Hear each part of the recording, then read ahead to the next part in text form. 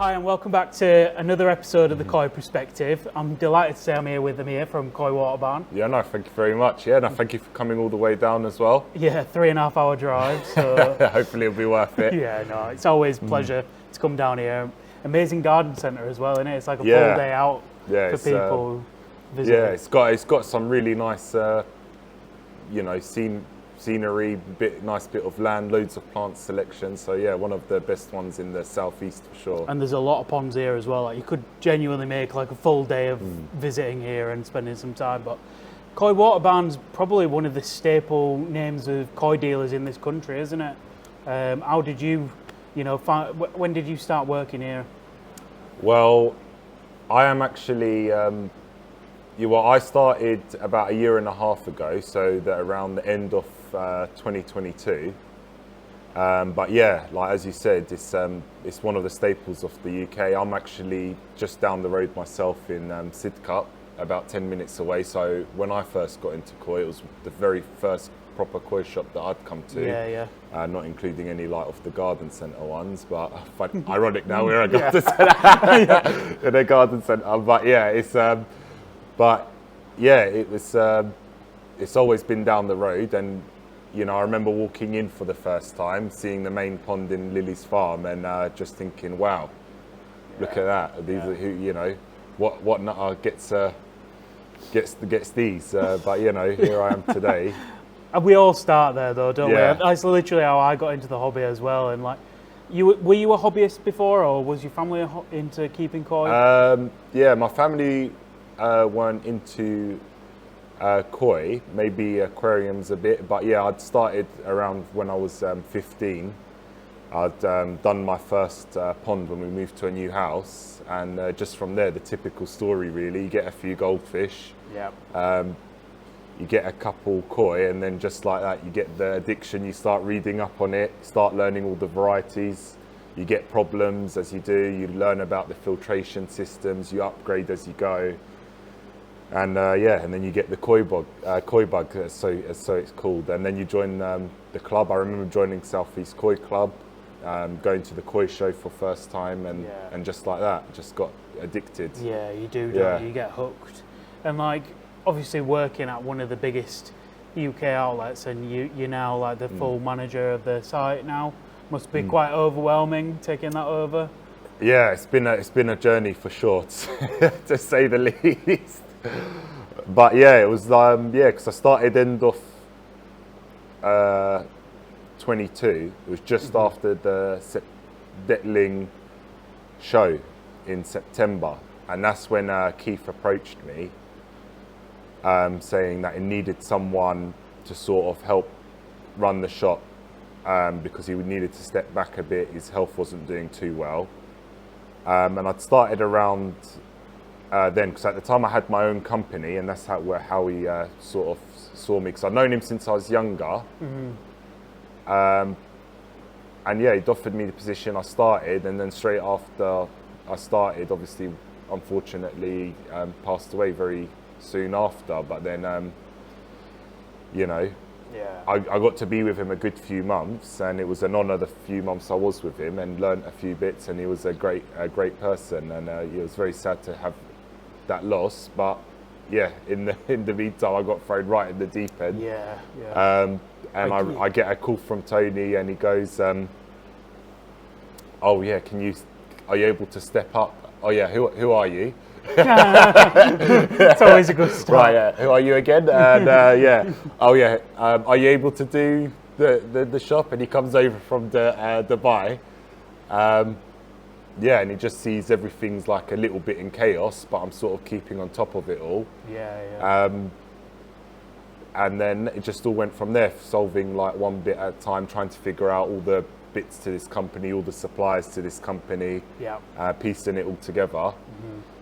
And it's come to where it is today, and it's all sort of stabilised now. But yeah, it was a very eventful year. You do get dropped in the deep end. You have to learn quickly, don't you? Yeah, and so it was an interesting one. Yeah, for anyone that's like not been to Koi Water Barn, as Amir said, like it has been a staple for the hobby in terms of being one of the bigger koi outlets in the country and supplying, really high-end grade koi. Like, I'm sure you can tell us about previous winnings that you've had in the Japanese show scene. Well, yeah, like the most iconic one is the 2006 when Tony won Grand Champion with a Sakai fish that he supplied for 2 customers through Raiki Narita. And yeah, that was, you know, made history. The first person ever from the UK, and actually first ever foreigner to ever win that, and you know, really put the barn on the map, and sort of, I think that was the pinnacle moment that solidified that relationship with Sakai. You know, so it's yeah, that's just something inspiring, really. But it's not all like that here in terms of that's, you know, champion grade koi, and obviously like we've got the whole spectrum. Like we get all the small bits. Yeah, like the most important thing is whatever we get, it's always going to be the top grade of what it can be for whatever price range. Yeah, exactly that.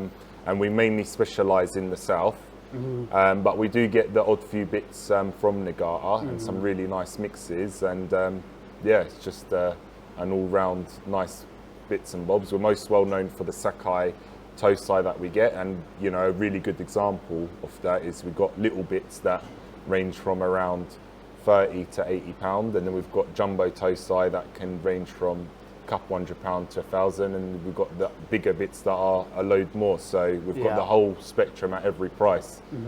So yeah. And it's in terms of like the ponds in the actual barn as well, like that ginormous window. It's really iconic as well, isn't it? Yeah, that's a very iconic. I think that was the main thing when Keith designed the shop. Yeah.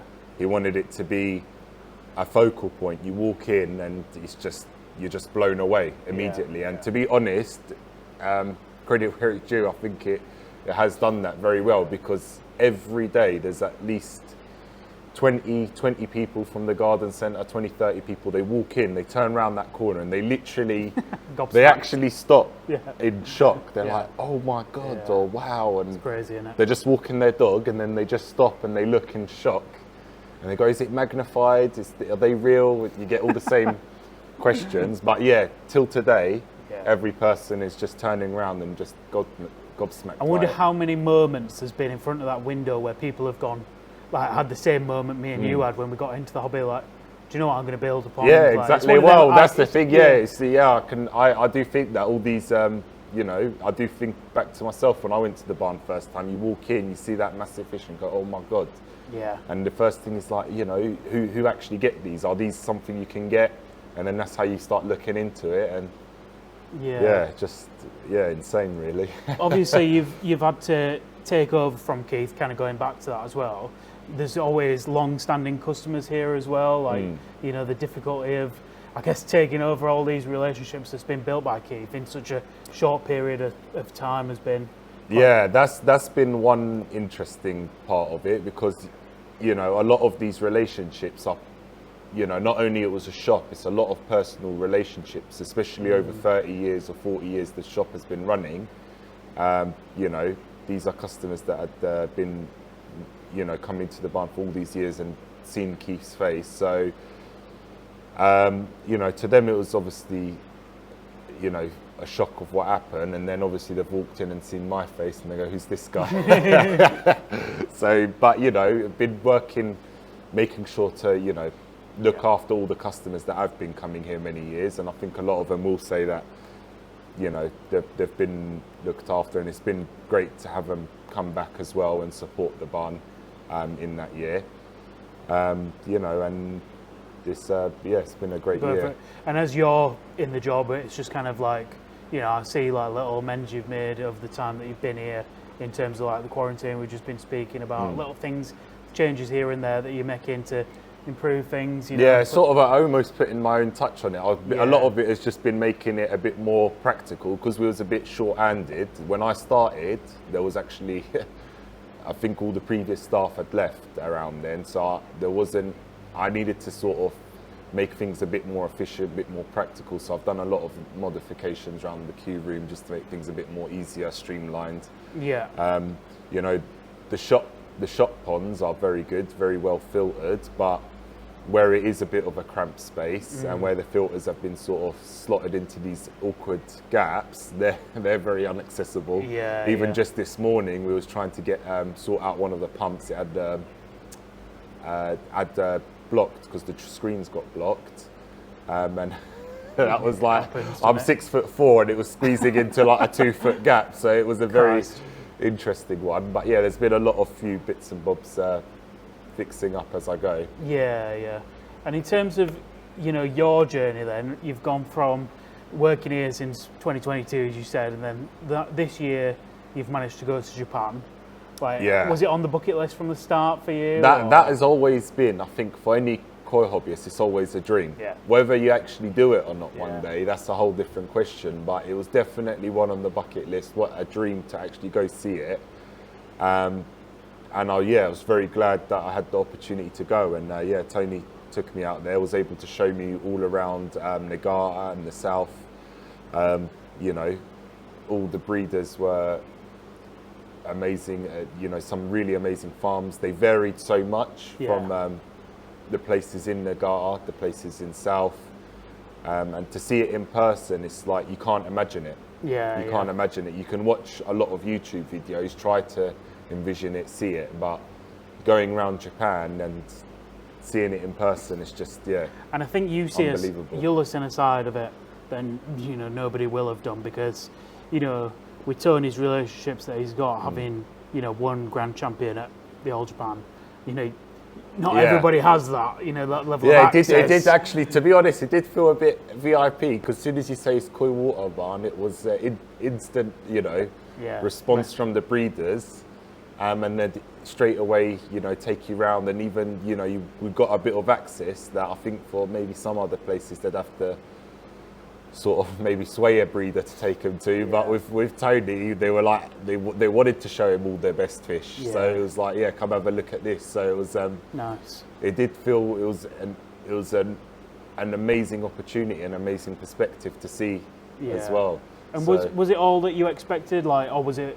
Was more, it different? More. It was more. Yeah. it was a lot more. Yeah, like, one of the, and it's gonna be like obvious. It's like Sakai Farm for me was a big highlight of the trip, and Narita as well. That was a massive highlight. But yeah, you walk into all the farms. They've got their own unique characteristics. But yeah, you go to Sakai and it's just a different level. It's like the scale and size of the farm is just humongous. It's just massive, and the fish are just, it's almost as if they're a different animal or different breed there. It's like, and it was not only the scale of it, it was how tidy and organized.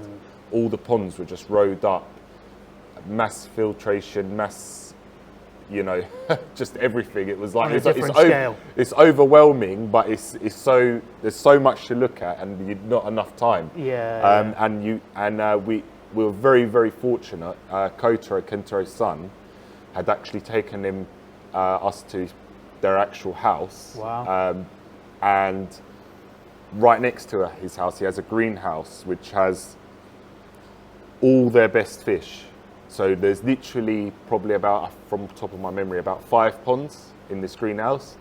And in each pond there's like anywhere from 3 to 6 fish. So there was not many fish at all in this. And they're all about 8 ECM to a metre. And these are the absolute prized fish. He's taken us round, and you can really see the pride in his face as well. He's really, the pride in just these fish. He's showing us this Sankey, bowled up this Sankey that was entering into the All Japan Koi Show, so we got to see it before it got entered. And he's just really proud of it, and he goes, this is currently best Sankey in the world. And it was, being one, and it's unargued that they are probably one of the best, if not the best farm in the world, and he's showing us the best Sankey they produce. So that was such an honour to see that. I think there's no question at this point, who is the biggest koi farm in the world. Sakai, for the last at least few years, have just been so far and beyond. Yeah, just pushing the boundaries. And, pushing the boundaries. And again, they've won the it was raised by Narita, I believe. It was Kahaku. Yeah. Bought from Sakai auction. Crazy. So and then unbelievable fish. Yeah. And anyone that wants to know more about the All Japan Koi Show win, check out Yivo, the Koi Partners YouTube channel. There's like a full documentary about that experience, and well worth the watch for anyone that's a little bit interested in that kind of stuff. But coming back then, and we had documented that video on our Facebook and YouTube, going around to that quarantine room and him showing us around. So that's awesome. Yeah, so you can check that out. I'll give you some of that footage if you want to. Yeah, if I can overlay it. Yeah, so that was awesome. Amazing. Yeah. But no, in terms of like, you go to Japan, and then you obviously going. You know that you're going to bring these koi back, and you know generally how they're going to be received. Like, people going to buy them, Well, for me, I think Tony actually, he just sort of, when we got there, because Jack had also come from his Koi Water Barn Dubai manager. So we'd met Jack out there, and he sort of just said, "Yeah, go ahead, pick. Let's drop." We went to each farm, and then just let us run around, see what we liked, and pick out what we liked. But because of that, it was a lot more pressure to pick the right stuff, because he was at the end of the day, you guys are the ones selling it, so make sure you pick out the good ones. Pick out the good ones, but at the same time, you're being careful. You don't want to overbuy in one place, because you want to allow space for other stuff, and you don't know what to expect later on in the trip. And being the first time, I've seen the fish in the UK from the farms. I haven't seen the farms. I don't know what exactly to expect. So it was very hard to buy bits, not knowing what's coming next. It's kind of like when you're a kid, aren't you, and you got 100 quid from Christmas, and you're like, ooh, do I spend it all now? Exactly, What's going to be on the next page of the Argos catalogue or something like that, and so it was a little bit of the responsibility or pressure there, but I'm very happy with the bits I got. There was some stuff that, if I look back, I was like, okay, I wish I just bought the whole pond of that, rather than being hesitant or conservative and just picking out a few pieces. And there was some bits that I was like, okay, I could have bought less there and bought more there. So, if I go back again, there was a lot I learned in that first trip. Yeah, and I don't think there's many places that you can go to that have, such levels of Sakai Dainichi stuff that there is here. Like, sometimes the question gets asked about whether or not hobbyists should pay attention to, what breeder there is on a fish, or whether they should just buy what's in front of them, whether they like it. Obviously here, like you've said, you like to have the very best of from whatever it is from the best. The very best from the best. Yeah, and so like that, my question to you, I guess, is like, why do you think that's been so successful for like Koi Water Barn with Dainichi, Sakai, and others? And Momotaro as well. That's a very big one. That, So we've been getting a lot from recently, but it's I think the main thing about the barn, or for me anyway, from even before I joined the barn, my perspective was that the barn, and I think a lot of this was because Tony's always been quite an erratic. Well, like he buys a lot, no limit, that sort of thing. But he'll go out there and just buy whatever he likes, and he gets, like any person would, he goes into auctions, and as he's bidding on a fish for a customer, he'll see another one and go, oh god, I'll bid on that. And I think in the moment he sort of forgets spontaneous. He forgets the exchange rate and how much those fish are, but but he'll just buy stuff just for the sake of it, because he's like, oh, I do like that, and that's going for the right price. And then by the time it lands, it's maybe not the cheapest fish, but for that reason, there are some of the best fish in the UK coming here. And it takes someone that is maybe a little bit more eccentric with their purchases to bring those in. And I think that's what makes the barn. It is the fact that it brings in stuff that wouldn't otherwise normally come in. Like, it would maybe possibly come in to order for a customer went out there and purchased it, but you wouldn't just have it coming to a shop normally as just stock. So, you can go and see the big, more expensive examples in that main window pond. And then you've also got some smaller, cheaper alternatives, and like he'll get like, even I remember last year he bought a batch of Kahaku, really lovely little Momotaro Kahaku, fantastic. And where normally you'd get a box of 50 or 100 or 200, you'd just gone to Momotaro, I'll have the whole pond of like 2,500 or something. Yeah. But because of that, you know, it gives that buying power of supplying such a high quality fish at now a very affordable price, because, you know, we've bit the bullet, got the whole pond, and the breeder does a lot better deal when you do that. Yeah. So it brings a lot of high-end fish to a very reasonable number at that point. Yeah, and it's, you know, for anyone that's like a koi hobbyist, I think it's kind of somewhere you have to come and visit, because, you know, like we've already said, it's hard to get so many high quality fish into such an area, and there's not many dealers really in the country that are doing it on this level. But yeah, I think from my perspective, you've got other stuff as well, like Omasako, some Marahiro, some Marasai stuff as well. And then I also see like a lot of Awaza stuff that you're running here. Yeah, we mainly, the main brands we do is, there's two sort of sole brands we sort of swear by here. It's mainly the Awazi drums. Yeah. You know, for us, they've got a few features and just reliability that you can't find elsewhere on the market. And like, even with the aspect of just a little feature like the removable screens in the drums there, even today when I was doing a bit of maintenance, the fact that I could just pop out a screen and it still let the system bypass, it's just practical. Yeah. And we also do a lot of EA. We run all our quarantine systems off Nexuses, and the amount of K1 media that they hold allows you to really stock the systems, and they cope with it. Yeah. They really, like, you know, it copes very well. They get really mature. It takes a while for them to kick in, but once they are mature, they can cope with the amount of bio load that, you know, any normal conventional filter wouldn't. So yeah, so we do a lot of EA and Awazi products in store, and yeah, two very good brands that we swear by and we use ourselves. Yeah, and you've got examples of them running. For Yeah, we've got Nexuses set up on display in the shop. We've got drums. We've got pump fed drum. We've got a gravity drum on display.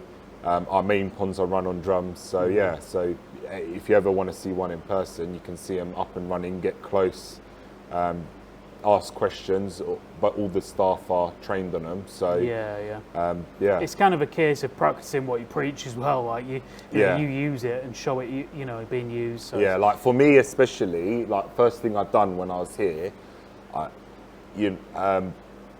made sure that the only stocks that were on the shelf were things that we absolutely swear by, and you know, it's and we've sort of stuck with that, and we haven't had any problems. You know, everything we've sold, nothing's come back, and it's served the customers very well. Yeah. And for Koi Waterbound this year, have you got any plans? You got another? I think this video is going to go out after you've had your shipment in May the 1st, but you got another shipment? We've got one. It was actually meant to come with our last shipment, but there was so many boxes in the last shipment that Kota had to split it over two, because he lost a bit of track, because it's only bought from like that auction, gone to the farm. So he sent over most of it, and then there was a few bits coming over. So we've got another shipment on the 1st of May, and then it's just a matter of that point. Everything's now clearing quarantine. It's going to start coming to the shop. We're going to hopefully be doing 3 shows this year: the BKKS Newark and the Detling. You know, that's another thing. Awesome. Before that, I think the barn before I started wasn't being done too much. I know they've done the local Detling show, but they hadn't gone up north too much. So I think that's quite important. Yeah, it's a step. Just to spread the barn a bit. Yeah. Yeah, but it's it was we did them last year.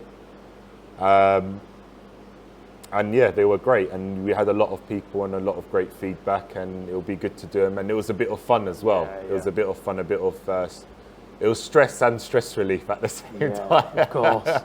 Yeah. And like, hopefully for yourself back to Japan again this year.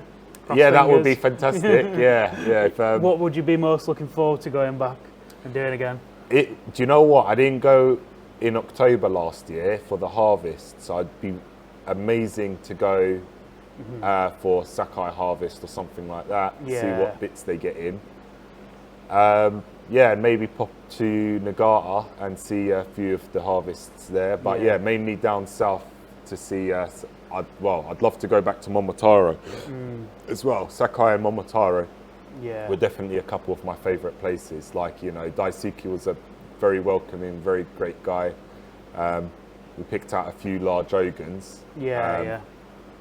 And we had a good laugh there as well. And yeah, it was an amazing experience. And yeah, those are two places I definitely want to go back. Nice. And you are doing bits on your own YouTube channel as well? Yeah, we've got Lewis. So yeah, shout out to Lewis. He'll like that.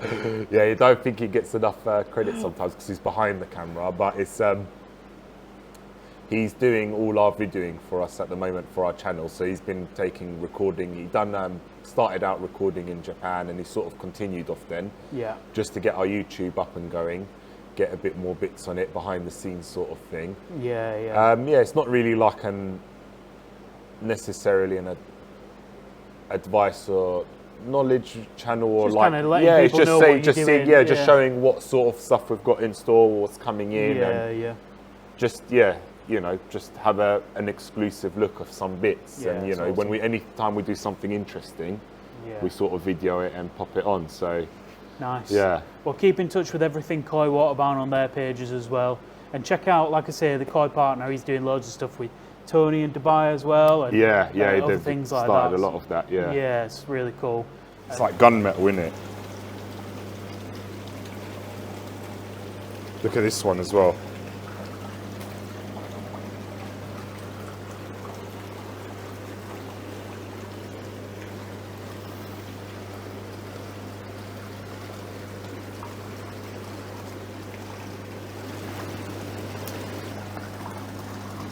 So we've got a real mixed variety of fish here then. Yeah. So these are from? So this is Murahiro Koi Farm. And yeah, some really nice bits in there. So we've got Kiyotsuri, because they were really, really high demand last year. And absolutely wild. Yeah, the Matsuba, this Ginrin on this Matsuba and the scalation is just amazing. And it just glows red, this fish. Yeah. Doesn't really pick it up much on the camera, to be fair, but that is really vivid.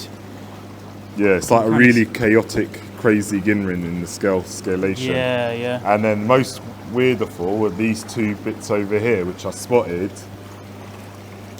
And do you know what? Not everyone's cup of tea, but I know that they're definitely something unique. You can see the qualities in them though, especially with like the Ginrin. Like, look at the Ginrin on. That is unreal. Absolutely amazing. Like a white belly, black back, sort of Aragoki, Ginrin, tortoise shell. Yeah. It's really cool. Fish. Really unique. This one here is sort of, I call it a gunmetal Kogan Achiba. This one is just, it's such a surreal colour. Yeah. And that's Ginrin scales as well, isn't it? Yeah, it's got some Ginrin, and the fins are just silver all the way to the tips. Yeah, that's They're like it's like a proper gunmetal grey, this one.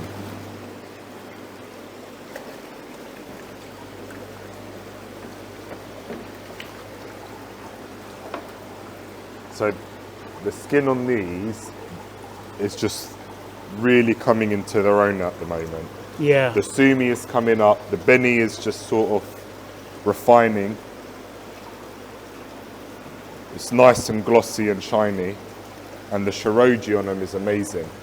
So these came in a shipment a couple months ago, and they've really settled in really nicely. This one here in particular, the body structure on this fish is just, it's crazy. There's a really nice, look at this one as well. This is beautiful.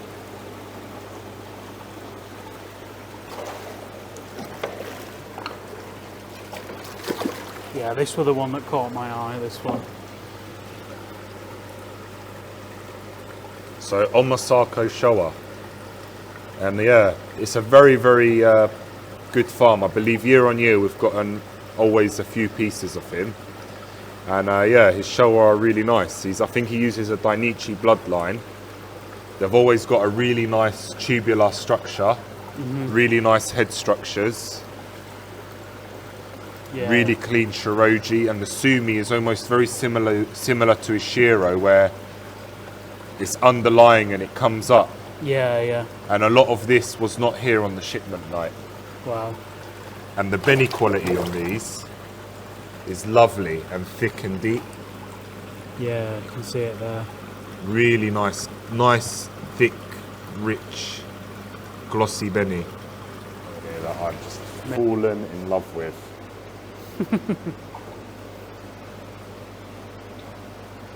This tancho is perfection, this one. This one is just oozing potential. A spot, a body, it's got the skin, it's got the underlying sumi. It just needs time. Yeah. Wow.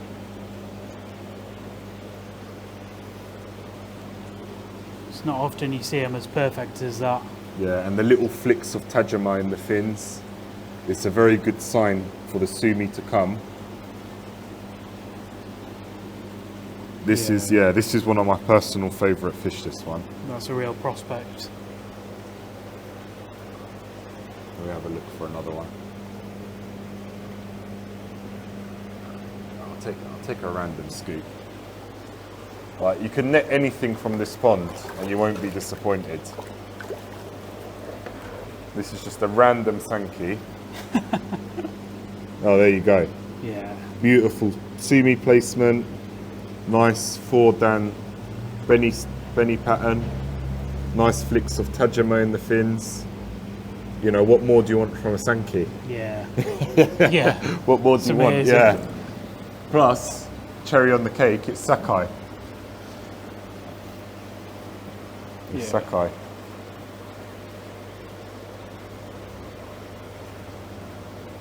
Yeah, and these are jumbo tosai, and they're Yeah. already 30 cm plus.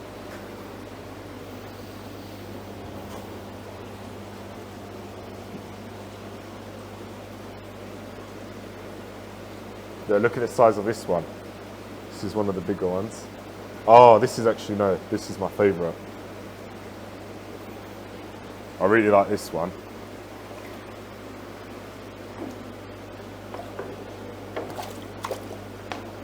I really like the way that it's got a beautiful pattern, this one. It's got the 3 polka dots of red on that side, Yeah. but then it's got the sumi sort of balancing it on the other side. And it's got a nice bit of shoulder sumi and beautiful shiroji. Yeah, that's special, that. Really nice pattern, very quirky. And I'll get you the full spectrum of corn. There are a whole spectrum The of full these. spectrum of golden Yeah. corn. Yeah, 2024. Yeah. They're on the, you know, whole spectrum. Right. Oh, you know, so I believe golden corn is a mix of asagi and karishigoi, and for that reason, the tosai vary so much. All right, here's one.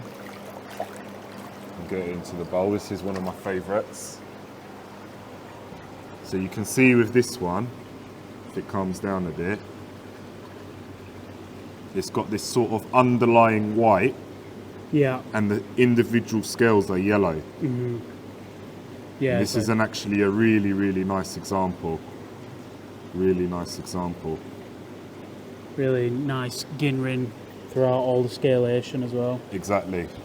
And for me, it's they're a win-win. No matter, you know, a lot of people are criticizing them because you don't know what's going to happen with them, don't know how they're going to develop. But for me, they're a win-win. So, you know, you got Karishigoi and Dasagi in there.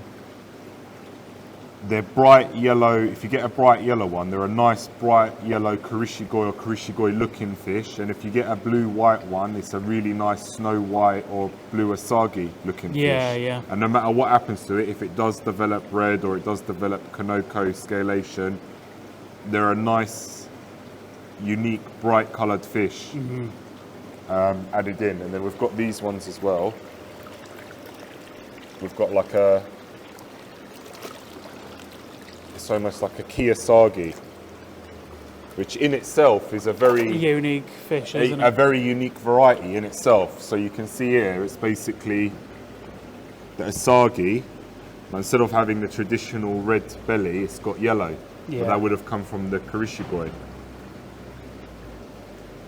And the likelihood is that yellow will keep coming. Yeah. It won't stay like that forever. But where do you see, well, a Kiyosaki? Yeah. A blue and yellow fish. A blue and yellow fish. What a colour combination to have. Yeah, they are really... Blue and yellow. That's a very unusual. And then on the other end of the spectrum, you've got like what I call sort of almost, it's almost like a snow white asagi. Yeah. But look at that, how cute is that? Yeah. Snow white, yellow fins, little dot on the nose. But what a brilliant white. Look how white that fish is. Yeah, yeah, it is. That is skin quality. Really stunning. That is shiroji. That is proper shiroji there. And look at the fins. Yeah. Bright yellow, almost like sunset fins. And then the orange dorsal. And then you've got a little bit of the kanoko forming in that patch. And you can see a little bit of belly. It's creeping up along the body in that asagi style. Yeah, yeah. So same as a normal asagi, the yellow's creeping up the body, and over time that might creep up and make that kanoko. But Yeah. even if not, It's even just if going to not, be a unique koi, it's a isn't unique fish and it's nice as it is. So even if Yeah. it doesn't develop further, it's nice now and it'll be nice down the line.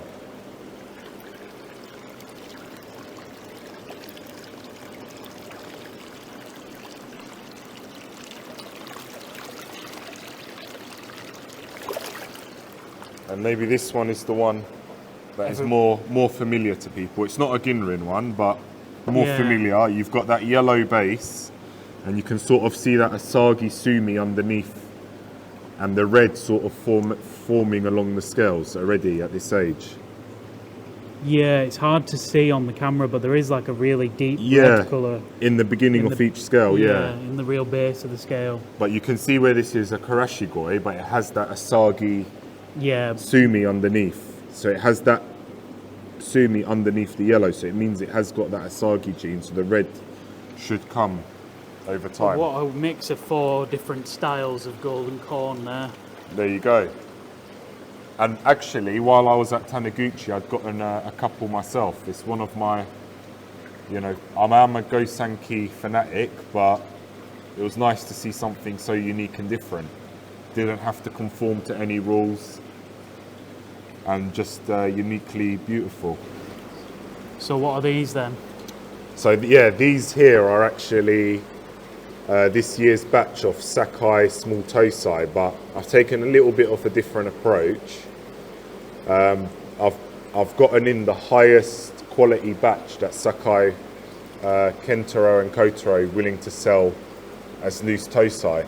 Right, okay. So yeah, normally we get a couple thousand of the sort of medium grades. They usually cull down from 30 to 40 million fry. Yeah.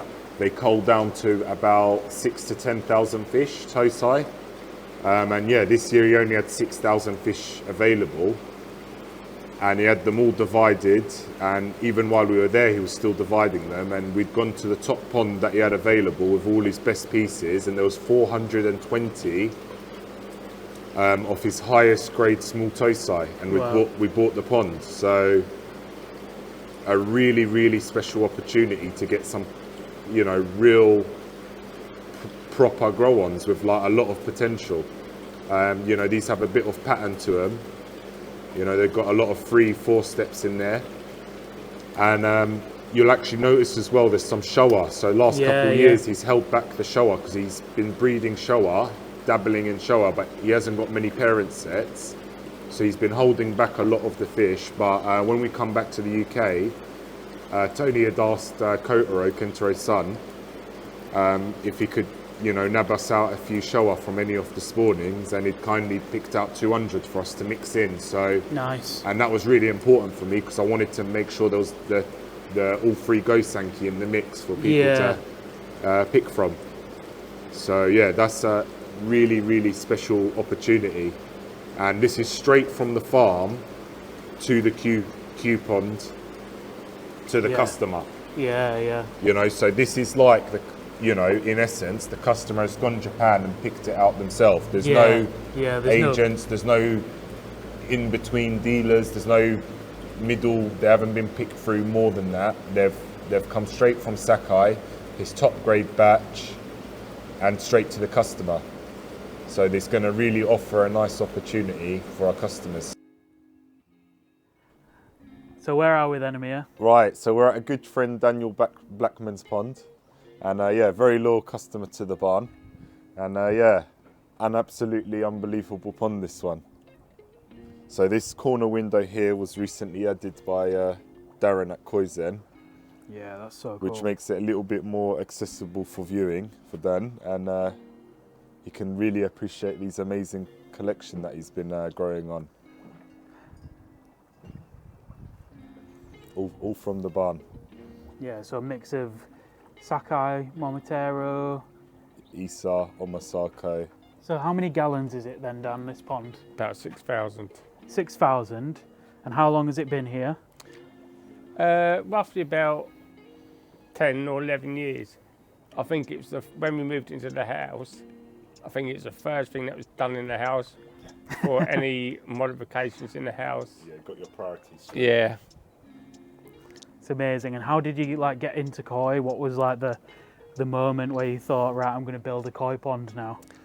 Well, I used to have like, well, there must be Israeli koi, like koi you get from a garden centre.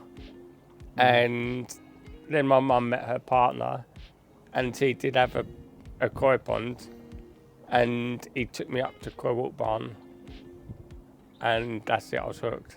So was it the current koi water barn that you went to first? No, it was the old Koi Walk last Barn at Chelsfield. And was it Keith that you were meeting at the time? Yeah, Keith.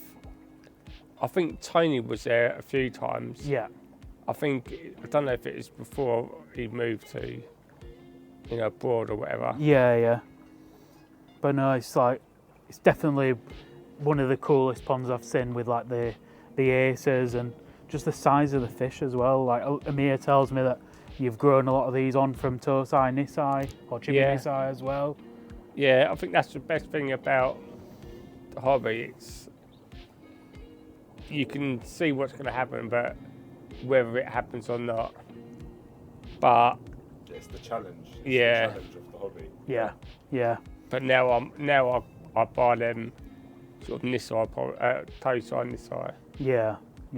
And like the fish that you've got in here, some of them you've had from Keith a long time ago, some of them more recent from Koi Water Barn as well. Yeah, a lot of them are old ones, but I think there must be about four or five that I bought from the new barn. Yeah. So. And over the years, your taste changed in koi? I don't think my taste has changed. I think the price has changed. Yeah. I don't think the price of the actual koi has changed, but it's what happens when you start the hobby. Your taste gets. Your taste, you get. Yeah. I You think get that's more. fair to say for a lot of people. Yeah, you get, what's the word? You get more. Higher standards, maybe. Well, not even higher standards, but you get, what's the word I'm looking for? Like an exam, you start to get. You start more, to. Yeah, like you're over-examining fish before you buy and them. then you get more experienced. Yeah. That's what I was looking for.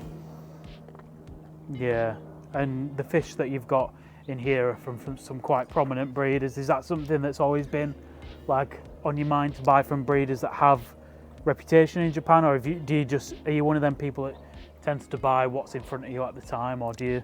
It's what's in front of me really, and obviously Koi Walk Barn, they only go to certain breeders, so it's what they've got really. But sometimes I ask for that special koi, so obviously I'll either ask Tony Pitham or Amir if he goes out there. Yeah.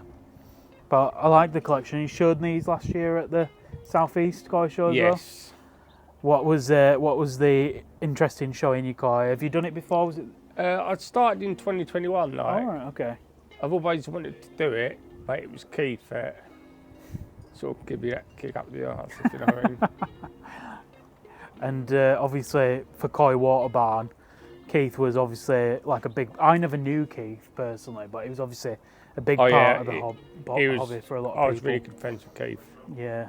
And he always went that special way, extra way for me, do you know what I mean? And he's left big boots for Amir Oh, to yeah. fill. He seems to be trying. So I can't make Amir go red, but I'll stress him out in some way. Yeah, yeah. But like, any future plans for the pond at the moment? Like, to me, this is a fairly complete pond. You've had the window fitted in last year, you say. You got any other plans for it? Tell us about the. Tell us about your future plans, but I want to know more about your filters and other stuff as well. Well, I've only got one. I've got 2 bottom drains, 1 inlet. Yeah. But if I could change it, it would probably be the pipe work, and all the pipe work's all mixed up. But I've got a drum, a UV, and that's it really. Yeah. What biological filter are you using? I've got Compact M. Okay, yeah. So it's probably got about 100 litres of K1 in there. Yeah. And then I've just a drum, that's it. Oh, and I've got a little blue filled with bone char. Yeah. But that's under the Acer. Yeah, for chlorine. And do you what gallons is it a pond? Around 6,000. Yeah. So I think it's 19 foot long by 6 foot deep. Yeah, it's 6 foot deep's quite deep, isn't it, for like a pond? Yeah, well, that's what, when I was building a pond 10 years ago, they said depth was quite important. Yeah, yeah. Whereas nowadays it doesn't seem to be that much ownership put on No, it. they're going around 4 foot now, 4 aren't they, foot, roughly? yeah, yeah. And in terms of like fish that you're buying now, what varieties are you more interested in than maybe what you were before? Just to go Sakai, Go really. Sankey, yeah, yeah. They say that's where you start and end the hobby, isn't it, in Go Sankey? Yeah. And we all go through that middle period of buying other varieties. I But think no. if I had any other variety in there, it'd be just Go Sankey and Shiro, and that's it now. Yeah, yeah. It's a really stunning pond. I really appreciate you letting us see it. It's really stunning. And do you have like a favourite fish in the pond at the moment? If you had to pick one of your children?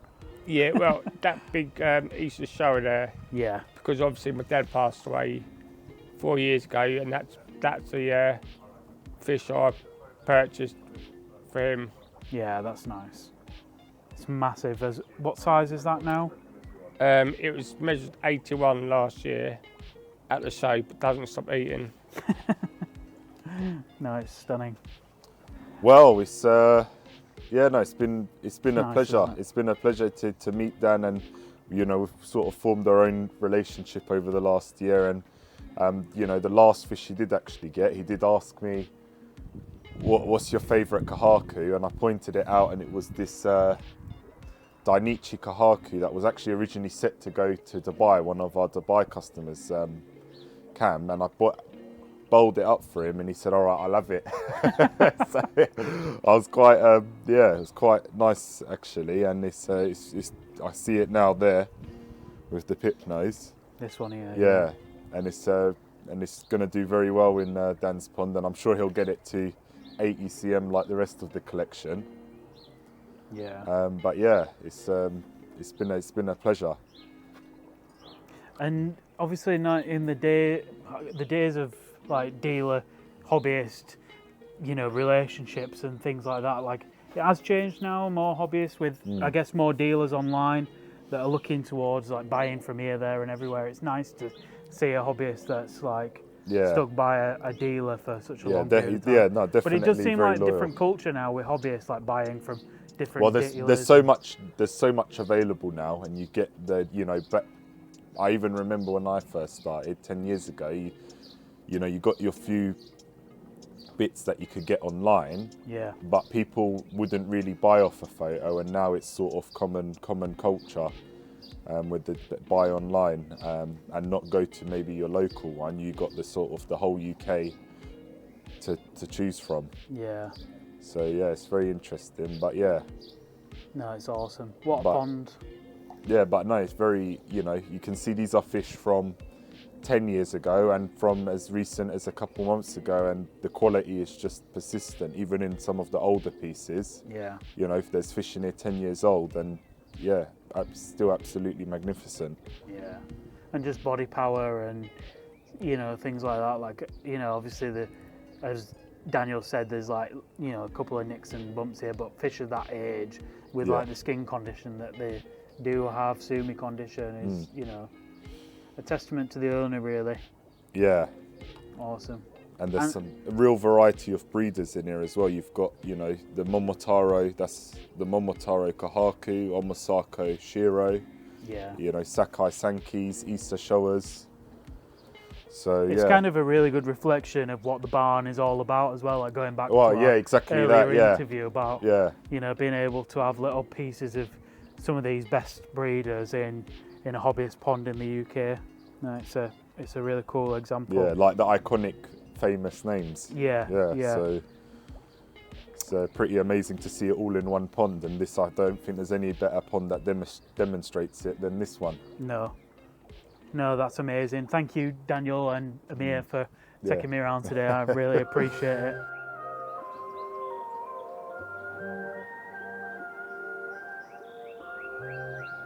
Cuddling, there we go. This is our maintenance monkey. Man. Oh wait, did I say monkey? Sorry, maintenance and health. Maintenance and health expert.